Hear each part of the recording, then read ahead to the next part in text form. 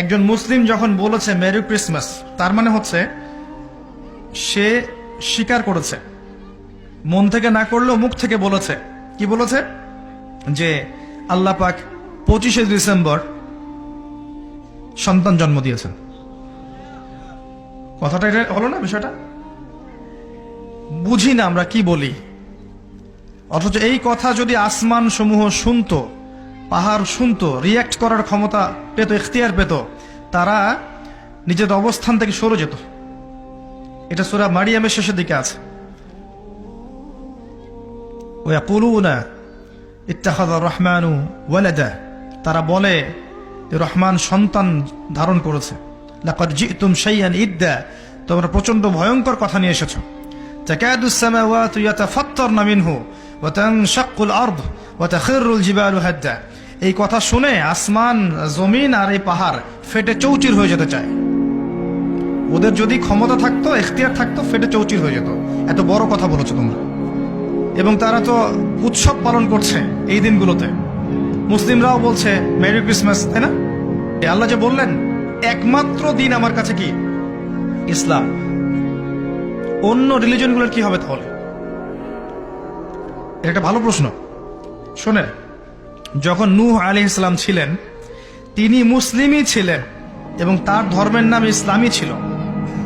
যখন ইব্রাহিম আলাইহিস সালাম ছিলেন, তার রিলিজনের নাম ইসলামই ছিল, তিনি মুসলিমই ছিলেন।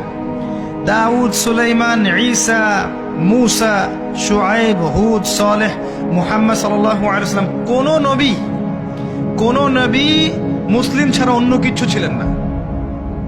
ইসলাম নতুন কোন ধর্ম নয়, বরং সৃষ্টির শুরু থেকে এই ধর্ম চলে আসছে। কথা কি বুঝতে পারছেন? আল্লাহ পাক এই সূরার মধ্যে বলেছেন, ওয়া মা ইয়াবতাগি গায়রাল ইসলামি দীনান ফালা ইউকবাল মিন। কেউ যদি আল্লাহর এই দিন ইসলাম ছাড়া অন্য কোন দিন তালাশ করে, ফালা ইউকবাল মিন, লা ইউকবালা, কোশ্চিন কালেও এটা তার কাছ থেকে কবুল করা হবে না। উত্তর পেয়েছেন? ইসলামের বাইরের গুলোর কি হবে?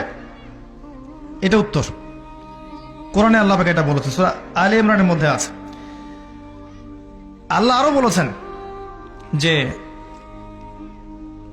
তবে কি তারা জাহেলিয়াতের হুকুম তালাশ করছে? আফা হুকমুল জাহেলিয়াতি ইয়াবগুন ওয়া লাহু আসলামা মান ফিস সামাওয়াতি ওয়া মান ফিল আরদ তাওআন আও কারহান ওয়া ইলাইহি ইরজিউন। তারা কি আল্লাহর দিন ব্যতীত অন্য দিন তালাশ করছে, অথচ আল্লাহর সামনে আসমান জমিনের সবকিছু অলরেডি আত্মসমর্পণ করেছে এবং তার কাছে ফিরে যেতে হবে। এই আয়াতগুলোতে বোঝা যায় ইসলাম একমাত্র গ্রহণযোগ্য রিলিজন আল্লাহর কাছে। অন্য কিছু তালাশ করলে আপনি কবুল করাতে পারবেন না। হ্যাঁ, আপনি যদি ভালো কাজ করেন, তাহলে সেই ভালো কাজের প্রতিদান আল্লাহ এই দুনিয়াতেই দিয়ে দিবেন, পরকালে তার কোনো অংশ থাকবে না। নবী সাল্লাল্লাহু আলাইহি ওয়াসাল্লামের সামনে ওমর রাদিয়াল্লাহু আনহু একদিন তাওরাত পড়ছিলেন, এমনি পড়ছিলেন। উনি কি তাওরাতে বিশ্বাস করতেন এমন? তাওরাতের অনুসারী ছিলেন এমন না, এমনি ভালো লাগা থেকে পড়ছিলেন, জাস্ট পড়ছিলেন। নবী সাল্লাল্লাহু আলাইহি ওয়াসাল্লাম এই দৃশ্যটা দেখে রাগে তার চেহারা লাল হয়ে গেল। তিনি বললেন, ইয়া ওমর, হে ওমর, তুমি তাওরাত পড়ছো? আমার সামনে তুমি তাওরাত পড়ছো? লাউ কানা মূসা হাইয়ান, যদি মূসা, যার উপর তাওরাত নাজিল হয়েছিল, এই মূসা যদি এখন জীবিত থাকতো, ফাত্তাবা'তুমুহু, আর তোমরা তার অনুসরণ করতে, ওয়া তারাকতুমুনি, আর আমাকে ছেড়ে দিতে, লা দালালতুম আন সাওয়াইস সাবিল, তাহলে তোমরা সঠিক পথ থেকে বিচ্যুত হয়ে যেতে। লাউ কানা মূসা হাইয়ান, যদি মূসা এখন জীবিত থাকতো, তাহলে ওয়াদরাকান নবুয়তি, এবং আমার নবুয়ত পেত, লাত্তাবা'আনি, অবশ্যই তার উপর কর্তব্য ছিল আমার অনুসরণ করা। কথা কি বুঝতে পারছেন? মূসা, দাউদ, সুলাইমান, অন্য সম্প্রদায়ের বইপত্র তো অনেক দূরের কথা। সেই নবীগণ যদি এখন জীবিত থাকেন, পৃথিবীতে আবার আসেন, তাদের জন্য কোরআন হাদিস এর বাইরে কিছু অনুসরণ করা জায়েজ হবে না। এমনকি ঈসা ইবনে মারিয়াম যখন আসবেন, তিনি কি নতুন ধর্ম নিয়ে আসবেন? ও ঈসা আলাইহিস সালাম যে আবার আসবেন আপনারা জানেন তো, নাকি বিশ্বাস করেন?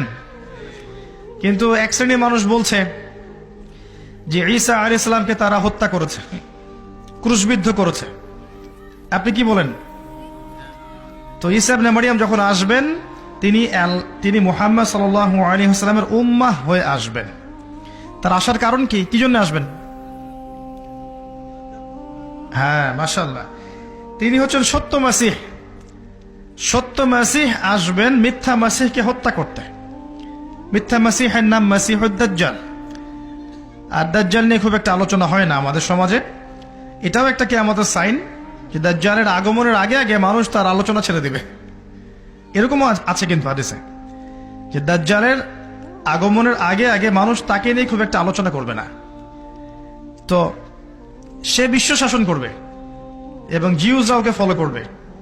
সে বিশ্বের প্রত্যেকটা বিষয় নিয়ন্ত্রণ করে ফেলবে। তাকে আল্লাহ পাক এত ক্ষমতা দিবেন মানুষকে পরীক্ষা করার জন্য যে ঈমান ধরে রাখা খুব কঠিন হয়ে যাবে। এই সময় একটা সূরা আপনাকে বাঁচাবে, তার নাম কি? সূরা কাহফ। নিয়মিত প্রত্যেক জুমায় পড়েন। প্রথম 10 আয়াত, শেষের 10টা আয়াত মুখস্থ করেন, আল্লাহ পাক তৌফিক দান করেন। আমিন। এই সূরার মধ্যে এমন কিছু আছে যা আপনাকে দাজ্জালকে চিনতে শেখাবে, তার ফিতনাগুলো থেকে বেঁচে থাকতে সাহায্য করবে। পড়াশোনা করে আপনি খুঁজে বের করেন সেটা কি জিনিস।